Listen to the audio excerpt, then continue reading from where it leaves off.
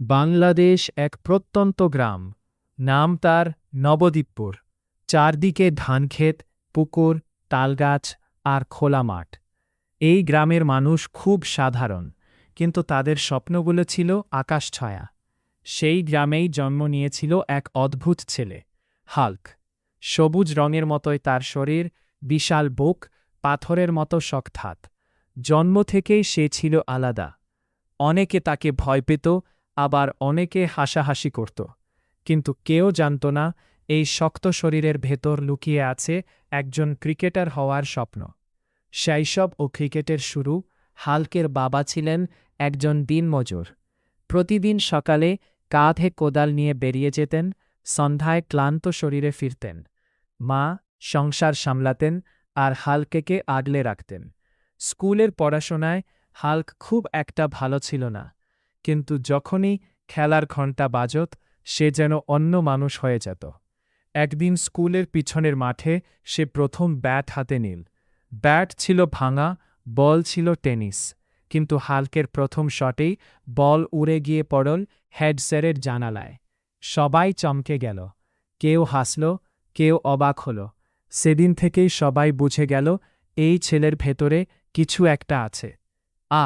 রাগ, অপমান আর ভাঙা স্বপ্ন। হাল্ক খুব শক্তিশালী হলেও তার একটা বড় দুর্বলতা ছিল রাগ। আউট হলে সে ব্যাট ছুঁড়ে মারত, কেউ ভুল করলে সে চিৎকার করত। একদিন আন্তঃস্কুল ক্রিকেট ম্যাচে হাল্ক রাগ করে আম্পায়ারের সঙ্গে তর্কে জড়িয়ে পড়ে। ফলাফল, দল থেকে বাদ পড়ে যায় সে। মাঠের বাইরে বসে হাল্ক প্রথমবার নিজের শক্তির কাছে নিজেই হেরে যায়। সেদিন রাতে সে কেঁদেছিল। মা পাশে বসে বলেছিলেন, শক্তি থাকলেই মানুষ বড় হয় না বাবা, মনটাও বড় হতে হয়। এই কথা হাল্কের জীবনের মোড় ঘুরিয়ে দেয়। কঠোর পরিশ্রম ও পরিবর্তন পরদিন ভোর থেকেই হাল্ক বদলে যেতে শুরু করে। সে নিয়ম করে দৌড়াতে লাগল, নিজের রাগ নিয়ন্ত্রণ করার চেষ্টা করো। গ্রামের কোচ রহিম স্যার তাকে নিজের ছায়ার মতো আগলে নিলেন। রহিম স্যার শিখিয়েছিলেন কিভাবে ধৈর্য ধরতে হয়, কিভাবে দলকে সম্মান করতে হয়, কিভাবে হারকে শক্তিতে পরিণত করতে হয়। হাল্ক এখন আর শুধু জোরে মারত না, সে খেলত বুঝে শুনে। ফিটনেস, ফিল্ডিং, বোলিং সব দিকেই নিজেকে তৈরি করতে লাগল।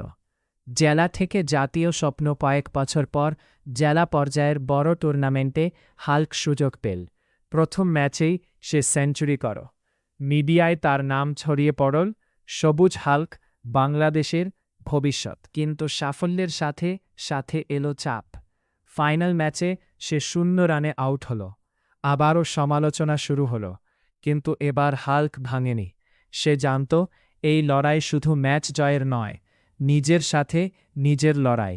ফাইনাল ম্যাচ জীবনের পরীক্ষা, জাতীয় পর্যায়ের নির্বাচনী ম্যাচ। স্টেডিয়াম ভর্তি দর্শক, বাংলাদেশ দলের নির্বাচকরা গ্যালারিতে। শেষ ম্যাচে দরকার 12 বলে 18 রান। মাঠে হাল্ক, সবাই চুপ। হাল্ক গভীর শ্বাস নিল, মায়ের কথা মনে করল, কোচের শিক্ষা মনে করল। প্রথম বল ডাবল, দ্বিতীয় বল 4, তৃতীয় বল ছক্কা। শেষ বলে দরকার 2 রান। হাল্ক বলটা ঠেলে দিয়ে দৌড়াল, দল জিতে গেল। স্টেডিয়াম কাঁপতে লাগল। হাল্ক হাঁটু খেড়ে মাঠে বসে পড়ল, চোখে জল, মুখে হাসি। পরিণতি, সেদিন হাল্ক শুধু ম্যাচ জেতেনি, সে জিতেছিল নিজের রাগ, নিজের ভয় আর নিজের অতীতকে। আজ হাল্ক জাতীয় দলের জার্সি গায়ে তুলে নেয়, কিন্তু সে ভুলে যায় না তার গ্রাম, তার মাটি, তার প্রথম মাঠ। শিক্ষা, স্বপ্ন বড় হলে লড়াইও বড় হয়। শক্তির সাথে যদি ধৈর্য আর পরিশ্রম যোগ হয়, তবে অসম্ভব কিছুই নেই।